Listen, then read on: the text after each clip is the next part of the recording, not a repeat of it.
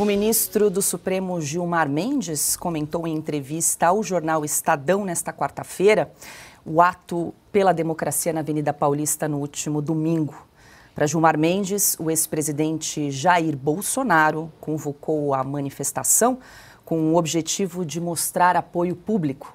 Nós temos esses dados e, por isso, talvez o presidente e seus partners, assessores, decidiram fazer esse movimento para mostrar que ele continua tendo apoio popular. Eu vejo assim. E mostrar também para os seus seguidores que ele continua relevante no partido e na opinião pública. Acho que é essa a explicação. O que eu tenho dito a todos vocês, que isso não muda uma linha em relação às investigações e nem muda também qualquer juízo ou julgamento do Supremo Tribunal Federal. O ministro disse ainda que as declarações de Jair Bolsonaro sobre a minuta do suposto estado de sítio que seria decretado em 2022 parecem uma confissão de que ele sabia da existência do documento. O senhor vê isso como uma confissão de que ele sabia da existência desses documentos? Parece que sim, que todos sabiam, né? E se a gente olhar aquele contexto, eu vi mais de uma vez aquela fatídica reunião, nós vamos ver que não se tratava de um grupo que estava ensaiando um domingo no parque, né? Falavam de antecipar as medidas e monitorar e ter ação em relação a esse contexto. Em suma, tudo isso sugere ações. Bom, antes a gente abrir a nossa rodada de análise e comentários aqui em Oeste Sem Filtro, quero dizer que é muito bom estar de volta, é bom viajar, melhor ainda poder voltar aqui na companhia dos nobres colegas, amigos aqui de bancada.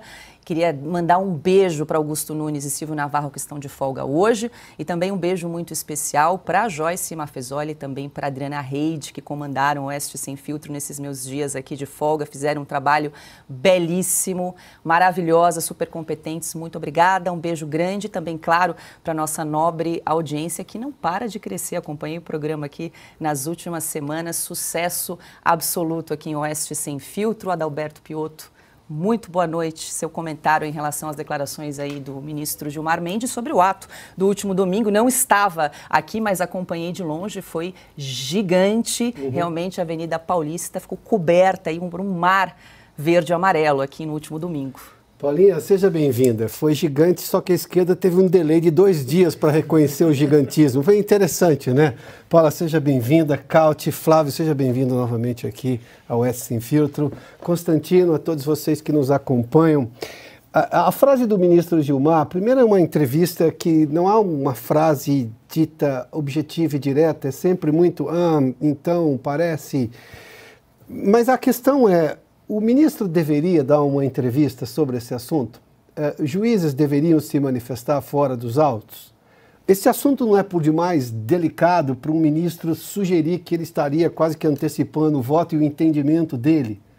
São questões que parecem vindas do século passado, porque a Justiça do Supremo recentemente, os ministros falam com muita frequência em entrevistas, seminários.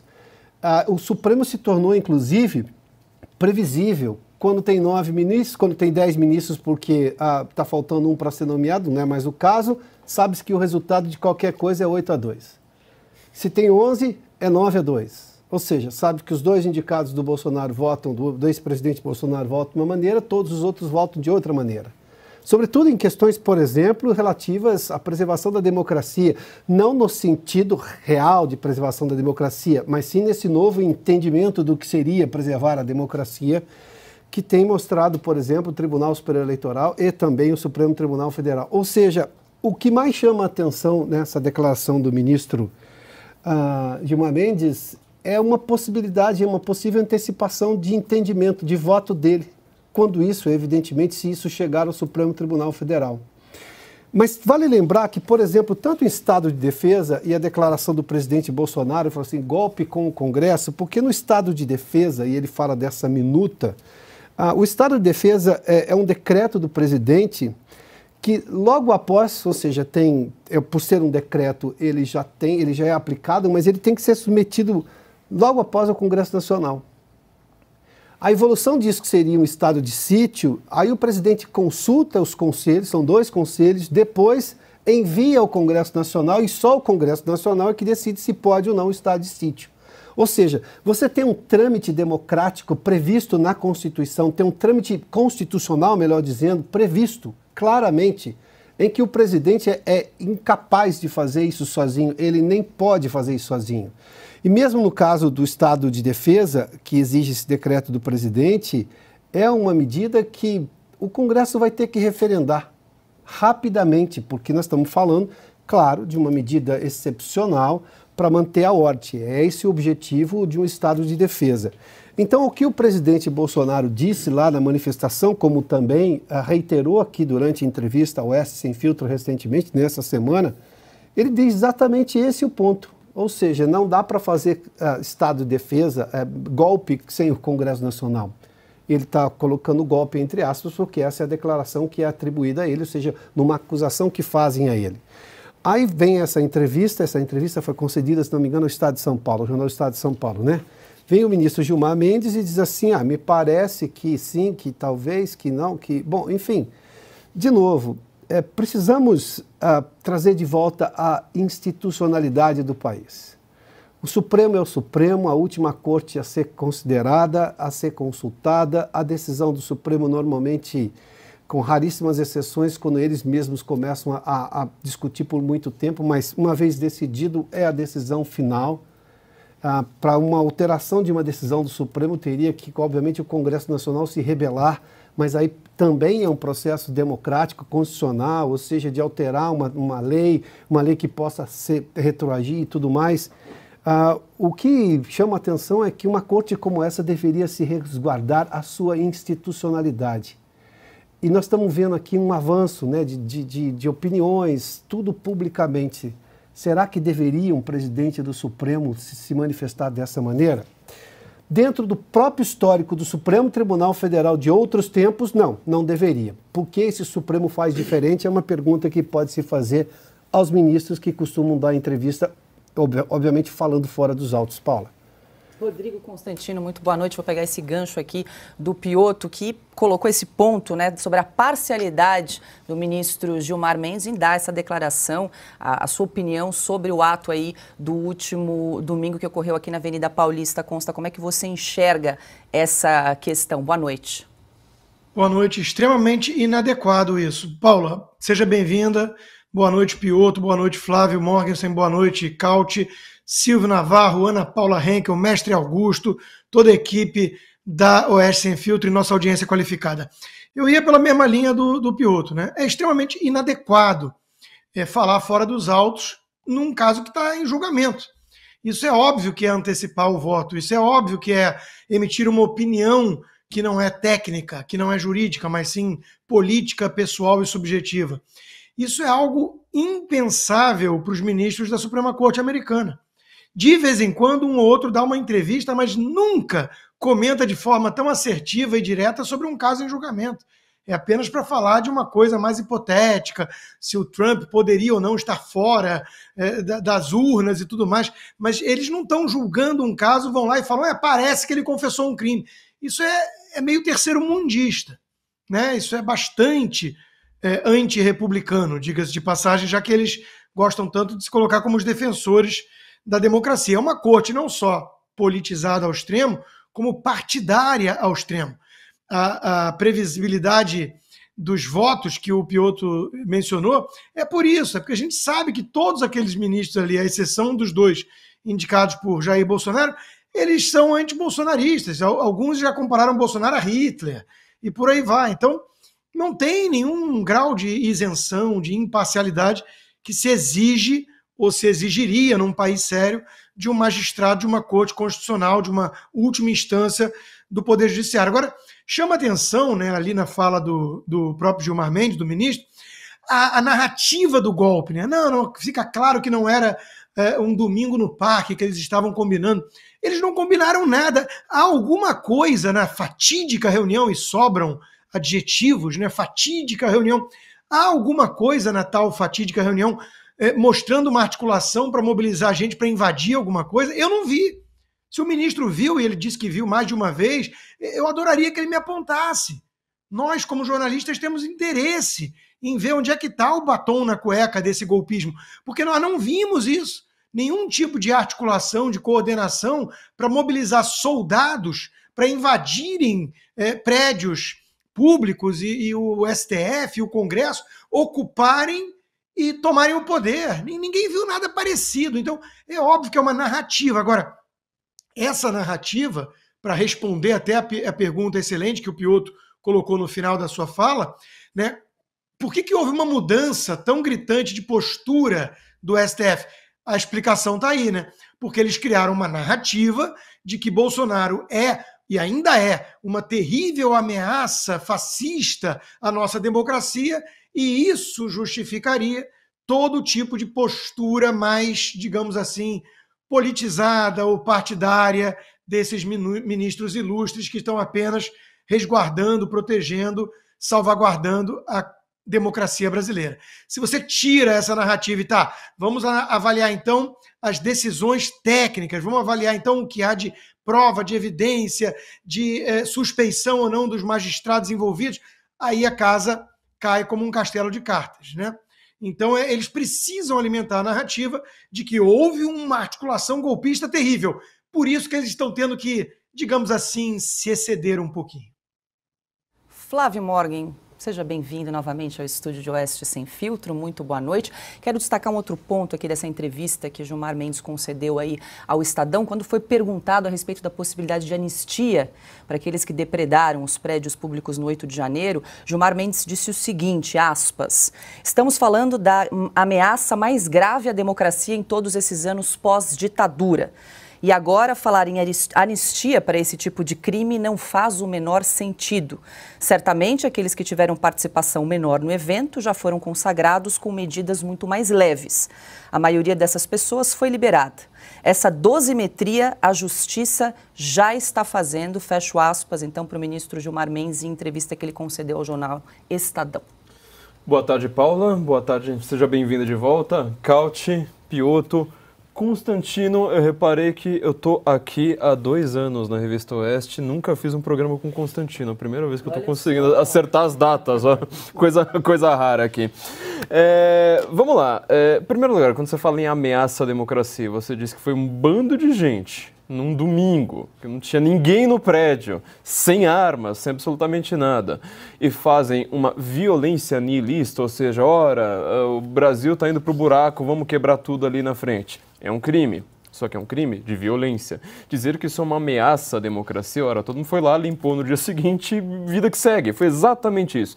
Essa é a história que nós precisamos contar sobre o 8 de janeiro e sair finalmente dessa monomania obsessiva desse dia. Não teve nenhuma ameaça a nenhuma pessoa ali, ninguém. As pessoas não estavam no prédio, as pessoas não estavam em Brasília, a maior parte delas, eu sei, estavam dando risada, falando, finalmente vamos pegar os bolsonaristas. Eu acho que inclusive deve ser isso que tem nas câmeras ali do Ministério da Justiça, que o Flávio Dino até ameaçou, falar, eu vou soltar, só tô esperando o STF me liberar, e depois falou assim, sabe gente, perdeu tudo. Sabe o que devia ter ali? Ele dando risada, falando, ufa, finalmente, sabe? Pessoas estourando champanhe ali, tomando, já comemorando ali antecipadamente, exatamente como se está fazendo aqui agora. A verdadeira ameaça à democracia no Brasil foi o mensalão, foi a compra de votos, foi a concentração de poder. A segunda grande ameaça foi o petrolão, que ali envolveu tantas empreiteiras que controlam a economia brasileira, que aí o público, né, e o privado, as empresas públicas e privadas se tornaram uma única e mesma coisa, controlando totalmente o Congresso.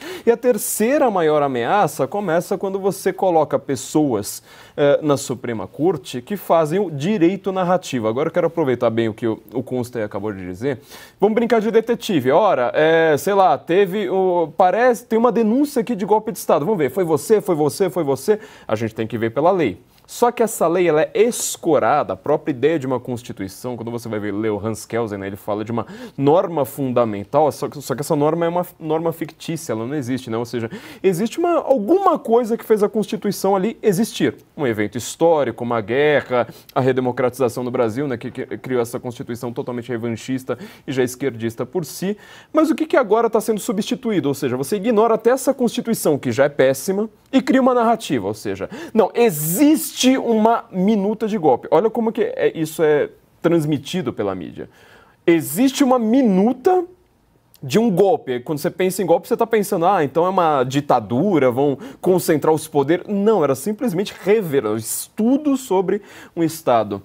Como muito bem aqui explicou o Piotr, né? Primeiro Estado de defesa, depois Estado de sítio e assim por diante. Ora, um estudo que, por sinal, estava sendo encaminhado no Zap para todo mundo. Aí quando você imprime lá, fala assim, o que estão falando aí? Até nas mensagens que vazaram ali, sempre vazam para aqueles jornalistas amiguinhos deles, né? Até nas mensagens, uma delas, quando passam para um dos generais, dizem, ora, tem aqui uma história que saiu na Folha de São Paulo sobre uma minuta. E o general responde, isso é aquela coisa lá que encaminharam no Zap, era juridicamente irrelevante, nunca ninguém iria usar, não se preocupe com isso.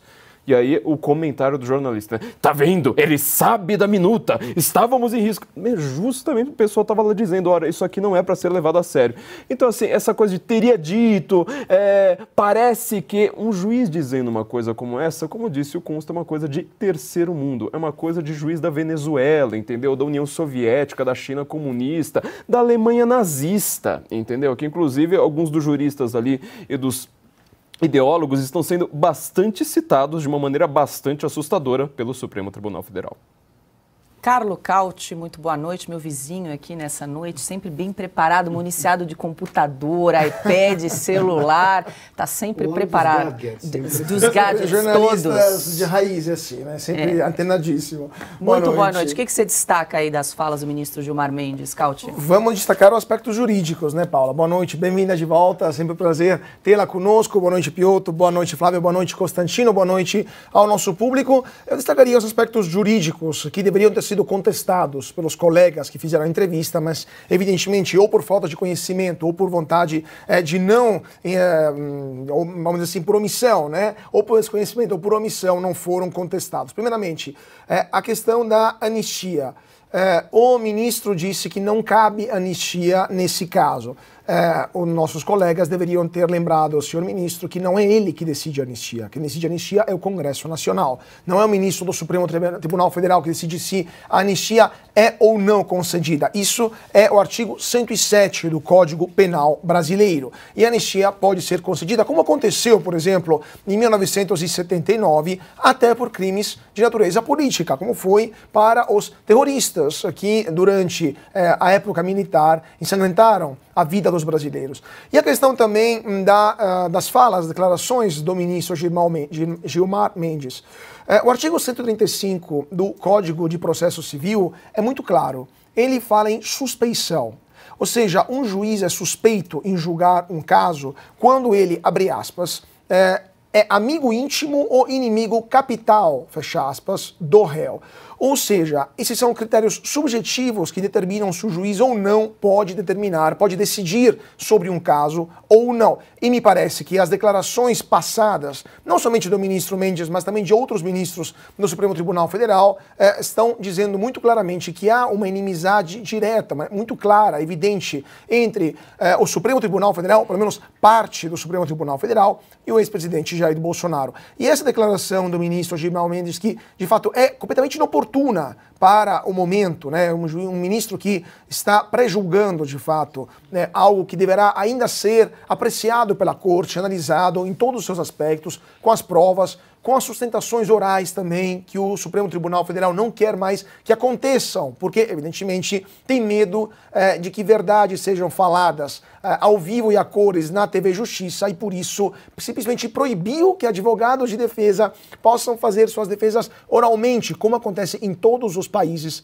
civilizados do mundo. Mas o problema, então, aqui não é um problema de mero comportamento inadequado de ministros da Corte Suprema. Aqui é um problema jurídico. Estamos vendo uma violação clara do Código Penal e do Código de Processo Civil, no caso da suspensão e do caso da anistia. E, mais uma vez, uma invasão de campo, uma interferência por parte da Corte Suprema nas prerrogativas do Congresso Nacional, que é ele que decide, via lei federal, quem pode ou não ser beneficiado pela anistia. Então, mais uma vez, com mais uma entrevista, o ministro Mendes dá a sua contribuição para diminuir a credibilidade nessa altura do campeonato do Supremo Tribunal Federal, mostrando que não é mais uma corte jurídica isenta, tertium super partes, como se fala em latim, ou seja, um terceiro em cima das partes, mas é uma corte cada vez mais política e, por isso, perde de legitimidade aos olhos dos brasileiros.